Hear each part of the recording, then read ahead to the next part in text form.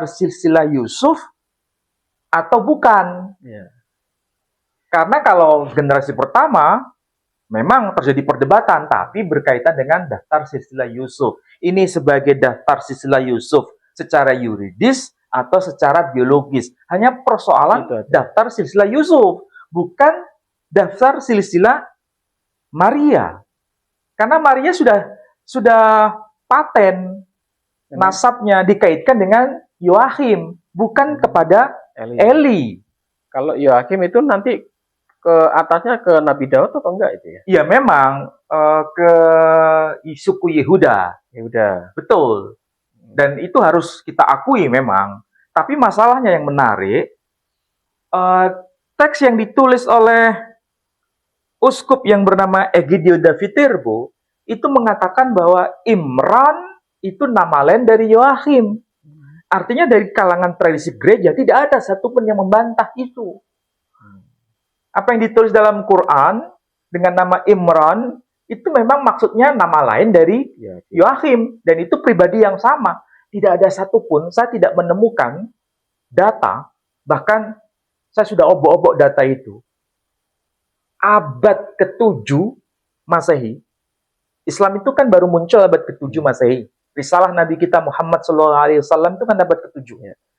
Hingga abad ke-15 Masehi, hingga munculnya tokoh yang bernama Egidio da Viterbo, itu tidak ada yang memperdebatkan bahwa orang tua Sayyidah Maryam itu bernama Imran. Tidak ada.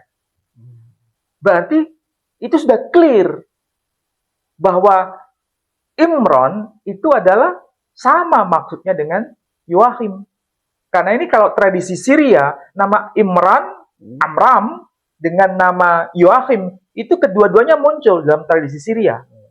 Artinya tidak ada perdebatan, no debate soal itu. Dalam konteks relasi Islam Kristen di situ, nama Imran dan nama Yoakhim disepakati bersama. Dan itu merujuk pada satu orang, dan itu orang tua dari Sayyidah Maryam. Sekali lagi, abad ke-15 baru dimunculkan nama baru orang tua Sayyidah Maryam, yakni Eli. Dengan anggapan Eli itu adalah nama pendek dari Eliakim. Sementara nama Eliakim adalah nama lain dari Yoakhim. Disamakan. Tapi ini adalah argumentasi yang spekulatif. Argumentasi yang tidak berdasar pada dokumen-dokumen awal. Tapi baru dimunculkan pada era yang baru, abad ke-15, dan itu pun tidak bisa dijustifikasi berdasarkan kajian linguistik. Ini persis seperti persoalan pembahasan dunia Islam yang sekarang lagi heboh itu. Mengenai nama apa itu? Ubaid, dikaitkan dengan Ubaidillah, ya kan? Ubaid nama pendek dari Ubaidillah. Ubaidillah adalah nama lain dari Abdullah. Persis mirip tradisi ini. Tapi itu dokumen masa belakangan yang tidak bisa dikonfirmasi. Jadi paksa-paksakan sama-sama gitu. Saya tidak mengatakan dipaksa-paksakan, tapi saya mengatakan itu dokumen yang sangat belakangan. Dan itu pun spekulatif. Dan sekali lagi, kalau kita rujuk pada John of Damascus, itu bapak gereja generasi patristik. Artinya itu menjadi rujukan semua tradisi gereja. Itu beliau lahir tahun 676, meninggal tahun 749. Beliau itu hidup pada masa kekhalifahan Bani Umayyah. Bayangkan ya, kekhilafahan Bani Umayyah. Dan namanya itu dikenal dengan nama ini. Mansur bin Sarjun. Jadi Mansur bin Sarjun. Nama yang beken, nama yang versi bahasa Inggrisnya itu John of Damascus. Ya. Tapi kalau dalam versi Arabnya dikenal dengan Al-Ma'ruf bil Qiddis Yuhanna ad-Dimashqi. Jadi dia dikenal dengan nama Al-Qiddis, itu sama dengan Santo. Yuhanna ad-Dimashqi, maksudnya Yohanes dari Damaskus. Beliau sudah menulis buku ini, tapi aslinya dalam bahasa Yunani, tapi sudah diterjemahkan dalam bahasa Arab. Ternyata beliau tidak pernah membahas sama sekali mengenai Imran sebagai orang tua Maria. Sayyidah Maryam sebagai sesuatu yang salah. Maksudnya, apa yang dikatakan Quran itu sudah benar. Makanya dia tidak mengkritik. Yang dia kritik adalah mengenai nabi palsu. Jadi Nabi Muhammad dianggap nabi palsu. Hanya itu aja. Tidak membahas mengenai Sisilah Maria Maryam. sama Yusuf itu tidak ada apa-apa. Padahal ketika bicara mengenai siapa yang disalibkan, itu dia bahas. Dikritik itu Quran. Tetapi ketika bicara mengenai Imran sebagai orang tua kandung dari Sayyidah Maryam, dia nggak kritik. Berarti sudah benar. Itu tokoh yang bernama John of Damascus. Itu yang pertama. Tokoh yang kedua, kita bisa lihat Santo Agustinus. Juga tidak membahas mengenai Eli sebagai orang tua kandung dari Maryam. Tapi justru Eli sebagai bapak yuridis dari Santo Yosef. Oke. Hilarius of Poitiers juga sama. Beliau lahir tahun 315 Masehi, meninggal tahun 367 Masehi. Juga tidak pernah bicara mengenai Eli sebagai orang tua kandung dari Santa Maria, tapi justru sebagai orang tua yuridis, bapak yuridis dari Santo Yosef. Artinya apa? Data-data ini bicara kepada kita bahwa tafsiran baru itu memang baru muncul abad ke-15 berkaitan dengan nama Eli dikaitkan dengan Sayyidah Maryam. Nah, kenapa bisa begitu? Alasannya sederhana. Karena pada abad ke-12 Masehi, itu dokumen-dokumen Islam, misalnya Sirah Ibnu Hisham, Sirah Ibnu Ishaq, Tarikh At-Tabari, itu diterjemahkan ke dalam bahasa Latin oleh orang-orang Kristen pada masa itu. Ketika diterjemahkan, mereka menemukan data. Ternyata nasabnya, nabinya orang Islam itu kok lengkap. Sangat lengkap. Bahkan dalam Tarikh At-Tabari, itu namanya detail sekali. Daftar silsilahnya. Muhammad bin Abdullah bin Abdul Muttalib bin Hashim bin Abdi Manaf bin Qusay bin Kilab bin Murrah bin Ka'ab bin Lu'ay bin Ghalib ibn Fikhr alias Quraisy bin Malik bin Nadar bin Kinanah bin Khuzaimah bin Mudrika bin Ilyas bin Mudar bin Nizar bin Ma'ad bin Adnan bin Udaid bin Zaid bin Yaqdir bin Yaqdum bin Hamasa bin Nabat bin Khidar bin Ismail. Jadi antara nabi kita, nabinya umat Islam dengan Ismail itu kok nyambung semua. Dan itu data-data itu mereka baca dari Tarikh At-Tabari yang sudah diterjemahkan ke dalam bahasa Latin. Dari situ mereka kemudian gelisah. Ini nasabnya nabinya umat Islam yang dikatakan sebagai superioritas kultur Islam begitu gemilang di Eropa. Ternyata nasabnya Sayyidah Maryam tidak jelas. Karena ketidakjelasan itu, maka mereka mencari cara bagaimana supaya nasab Sayyidah Maryam itu jelas. Maka diambillah data itu dari Injil Lukas. Disambungkan dengan Eli. Padahal itu adalah ayahnya Yesus. Jalur nasab dari Yosef, bukan kepada Maria. Dengan tujuan apa? Supaya menjadi penyeimbang. Karena nasabnya Nabi umat Islam jelas, mulai dari A sampai Z, nasabnya Sayyidah Maryam sampai abad ke-15, ada nggak urut-urutannya? Tidak ada. Tidak ada. Kalaupun ada itu tidak lengkap. Yang lengkap itu justru daftar silsilah Yosef. Maka disitulah diambil alih nasab itu, dirujukkan kepada Sayyidah Maryam supaya terjadi penyeimbang. Apa maksudnya penyeimbang? Ketika terjadi dialog dengan umat Islam, ya, dengan adanya tafsiran baru itu, maka bertujuan untuk bisa memenangkan dalam perdebatan. Kalau tidak ada daftar silsilah yang lengkap, apakah mungkin bisa terjadi dialog dan bisa memenangkan perdebatan? Sangat sulit. Atau karena dalam budaya waktu itu yang patriar ya, yang hanya biasanya dicatat melalui dari jalur pria, akhirnya pencatatan Bunda Maria itu terlewatkan atau seperti itu mungkin ya? Ya, tidak bisa ditafsirkan begitu. pencatatan perempuan, ya itu memang ada juga dalam perjanjian lama. Buktinya nama perempuan muncul di situ, ya kan? Muncul juga, misal Dina sebagai anaknya Yakub, nama itu muncul juga kan? Meskipun secara secara satu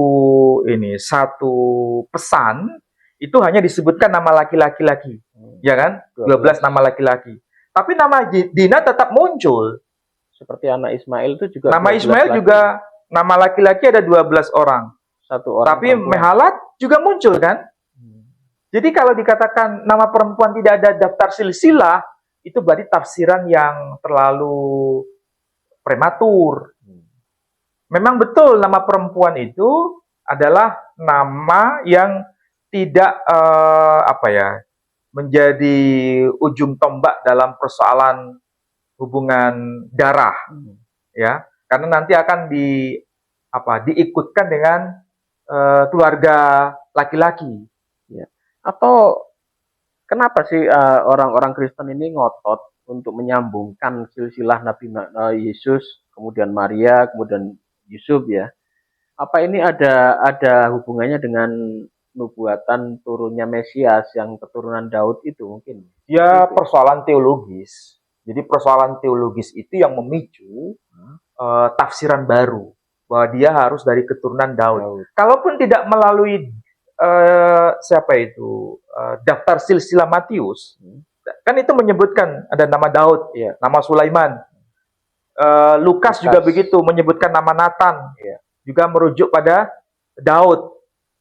Tapi itu kan bicara mengenai daftar silsilah dari Yosef, Santo Yosef. Iya. Kalaupun nanti dikaitkan dengan Yesus, toh juga sambung dengan tokoh yang bernama Yoakhim, karena Yoakhim juga keturunan dari Yehuda dan keturunan Daud. Cuma masalahnya itu tidak ada nama-nama secara lengkap. Yang ke Bunda Maria ini. Ke Bunda Maria itu tidak ada nama-nama itu secara lengkap, nggak ada. Kalau Yusuf lengkap. Kalau Yusuf lengkap, daftar silsilahnya, baik dari sisi Injil Matius maupun Injil Lukas. Tapi kalau kaitannya dengan Sayyidah Maryam atau Bunda Maria, itu tidak ada nama-nama yang lengkap. Langsung saja potong kompas, ini keturunan Daud, keturunan Yehuda.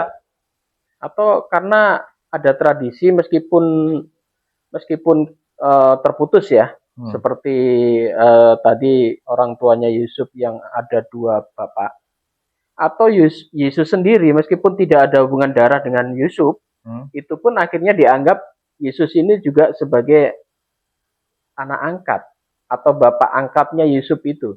Secara Yuridis. Yuridis, betul. Ya, memang betul. Secara yuridis memang dia anaknya Yusuf, tapi anak secara biologis tidak. Biologis tidak.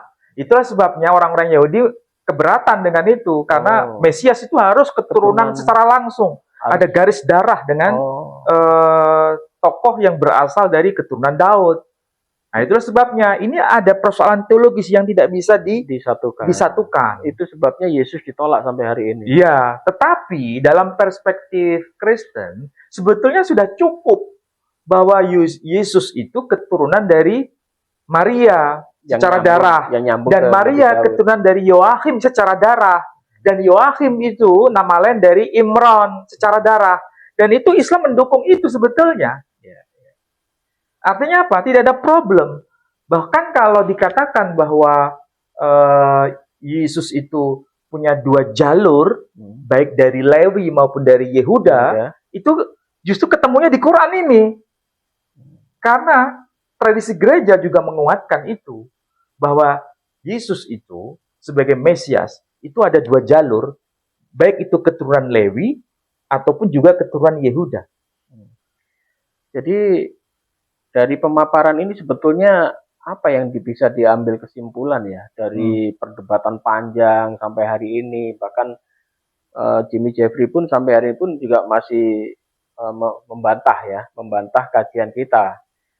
Sebetulnya apa sih motivasi orang Kristen ya untuk menyambung-nyambungkan hal seperti itu ya? Ya, tujuan utamanya jelas Santa Maria atau Bunda Maria harus memiliki daftar silsilah yang lengkap, Jelas. daftar silsilah yang jelas, sebagaimana daftar silsilah Nabi Muhammad Shallallahu Alaihi Wasallam juga jelas. Soalnya ada hubungan darah dengan Yesus ya. Bukan ada hubungan darah. Tradisi Islam itu nasabnya, nabinya jelas, urut-urutannya jelas.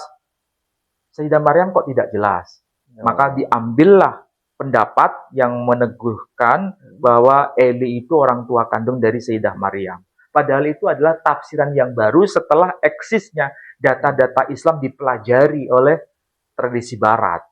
Artinya sebagai apa? Sebagai bentuk kompensasi, sebagai bentuk supaya nanti terjadi dialog itu bisa memenangkan perdebatan. Tujuannya ada muatan politik redaksional di situ. Lagi-lagi itu baru muncul abad ke-15.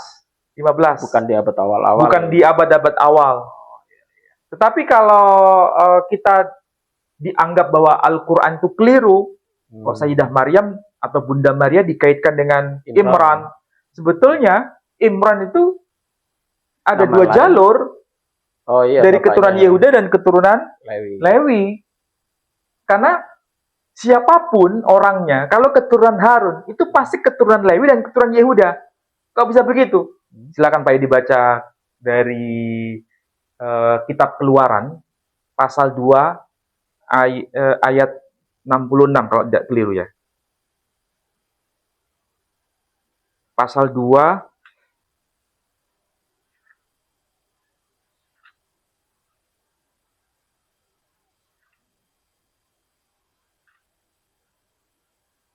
Kitab Keluaran pasal 6, pasal 6. Kitab Keluaran pasal 6. Keluaran pasal 6 ayat 22. Ayat 22. Dan Harun mengambil Eliseba, anak perempuan Abinadab, saudara perempuan Nahason, menjadi istrinya. Dan perempuan ini melahirkan baginya Nadab, Abihu, Eliezer, dan Itamar. Coba saya tanya Pak Edi, anak-anak Harun siapa namanya di situ? Mengambil Eliezer, anak perempuan Abinadab, saudara perempuan Nahason, menjadi istri, dan perempuan ini melahirkan anaknya Nadab, Abihu, Eliezer, dan Itamar. Jadi anak-anaknya itu ada 4 kan? 4. Laki semua kan? Nadab, Abihu, Eliezer, Itamar. Ini laki semua ya? Laki semua. Nah masalahnya, istri Harun itu siapa namanya? Mengambil Eliseba.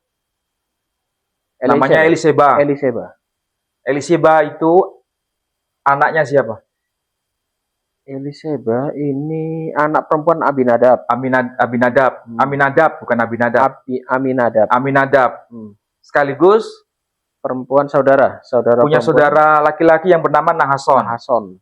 Aminadab dan Nahason dari suku apa? Dari suku Yehuda itu. Oh, iya. Artinya apa? Keturunan Harun, siapapun nanti keturunan Harun, itu pasti keturunan Yehuda. Dan sekaligus keturunan Lewi. Jadi jelas Quran ketika mengatakan kaitannya dengan Harun itu bukan sesuatu yang menyimpang. Dan itu benar. Itulah sebabnya Egidio David Tirbo mengakui Imran itu adalah namanya dari yang mengatakan Yoachim. Maria saudara perempuan Harun itu ya. Iya. Ya, itu yang sering dipermasalahkan oleh orang Kristen. Ya, yang mempersalahkan dan mempermasalahkan itu akibat ketidaktahuan data. Karena memang Harun di sini bukan Harun Musa ya. Bukan. Nama Harun. Itu nama Harun. Orang yang bernama Harun yang sesama dengan Sayyidah Maryam. Tapi bukan Harunnya Nabi Musa. Berarti orang-orang debater Kristen itu ya karena tidak paham, sama seperti ya. Debater Muslim juga sama. Debater Muslim juga seringkali melakukan saudara Harun, Maria saudara kekeliruan ketika menyebut Yusuf suami dari Maria. Bagaimana mungkin Yusuf bisa bersuami dengan Maria? Nabi Yusuf itu hidup pada zaman Nabi Musa. Iya. Zaman sebelum zamannya Nabi Musa. Iya. Kok bisa ketemu dengan Sayyidah Maryam? Itu jaraknya berapa ratus tahun. Nah, ini karena sama-sama tidak paham. Dipikir Nabi Yusuf. Jadi antara polemikus Muslim dengan polemikus Kristen itu sama-sama kurang literasi. Iya, harus lebih banyak belajar. Baiklah, saudara-saudari sekalian, menarik ya, sudah kita kupas panjang lebar. Ini sekaligus menjawab apa itu bantahan ya dari seorang pendengar, yaitu Bapak Jimmy Jeffrey, seorang teolog yang katanya lulusan S2 dan sekarang sekolah S3 ini. Dan kami undang ya, sekali lagi untuk Bapak Jimmy Jeffrey, kalau Anda belum puas, kita membuka forum dialog, bukan forum dialog lewat online ya, kita ketemu. Nggak usah banyak-banyak peserta, kita ketemu secara privat, dan Anda nggak usah bingung, semua fasilitas kita siapkan. Dan Bapak Jimmy Jeffrey ini sudah kita hubungi ya, sudah beberapa kali saya inbox. Waktu itu beliau beralasan masih sibuk untuk menyelesaikan studi. Tapi pada malam hari ini saya undang kembali Bapak Jimmy Jeffrey supaya siap hadir, kita dialog dengan Ustadz Menahem Ali ya. Baiklah saudaraku sekalian, untuk program Yayasan Pembina Mu'allafat Tauhid ya, kita banyak sekali punya program, baik itu mulai pembelian tanah yang sampai saat ini juga belum lunas, kemudian juga membangun masjid yang saat ini rencananya 2 lantai, juga masih hanya 1 lantai, itu pun belum sempurna ya, karena di depannya juga belum paving dan lain-lain, belum dirata, belum membeli ya, belum dibeli.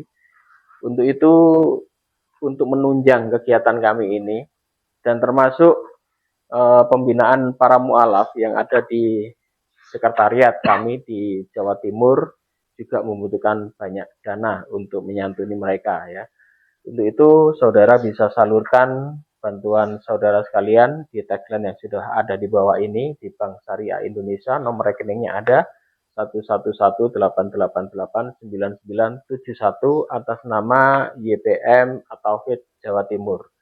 Dan untuk Bapak Ibu sekalian yang sudah menyumbangkan dananya kepada kami ucapkan banyak terima kasih dan semoga amal ibadah Bapak Ibu sekalian diterima oleh Allah Subhanahu wa taala.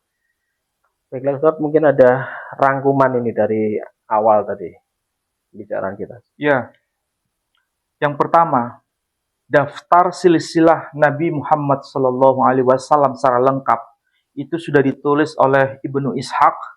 Beliau wafat tahun 768 Masehi. Dan juga ditulis secara lengkap daftar silsilah Nabi secara lengkap itu oleh At-Tabari. Beliau wafat tahun 923 Masehi. Berarti abad ke-8 dan abad ke-10 itu betul-betul sudah fix, sudah lengkap. Tradisi Islam berkaitan dengan itu.